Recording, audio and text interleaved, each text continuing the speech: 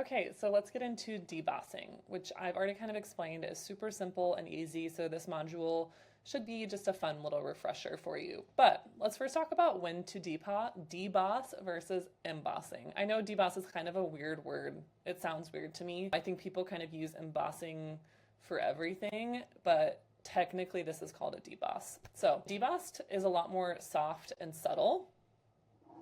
So maybe in design, that's kind of what you're going for. It's better for more minimal designs when you just want to add a little layer of texture and dimension. It's ideal for when you're layering text on top of the deboss as shown in the photo here. It's much easier, less risk, and cheaper. And just a little pro tip, here I'll move my face for you. And just a little pro tip that I have found, because I like to do this kind of effect a lot. When you're debossing with foil text overlaid specifically, you want to print the foil text first and then the deboss on top of that. That's kind of reverse if you're a letterpress printer. It sounds wrong, but I promise it works better. So with that, let's go ahead and dive on the press and I'll show you how this looks.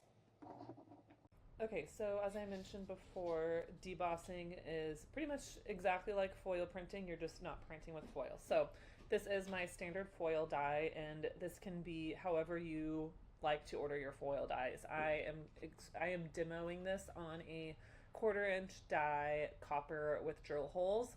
You can easily do debossing on a 16 gauge die or magnesium. It's just whatever your preference is. So I'm going to go ahead and put this on bed here and screw it in just like you would any 1/4 inch die. And if you do prefer 16 gauge or anything like that, you would just mock it up exactly like you would any other foil job. Okay, so I'm gonna go ahead and just put the chase in and turn my press on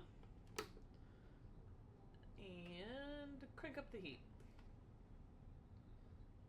Oh, it's already up from when I printed this before, so I'm going to keep it there. It's at 290 Fahrenheit. And then we'll wait for it to heat up and come. Okay, so my press is all heated up, and you'll notice I have 0 foil on top so that I'll get the whole effect.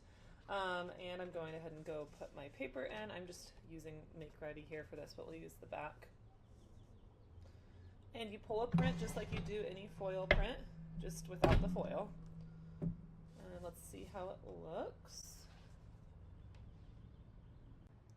So hopefully you can see there the deboss. I do need to tighten my impression screws a little bit on this side, but I think you get the point. It's fairly simple and easy. And now we can move on to something a little more complicated.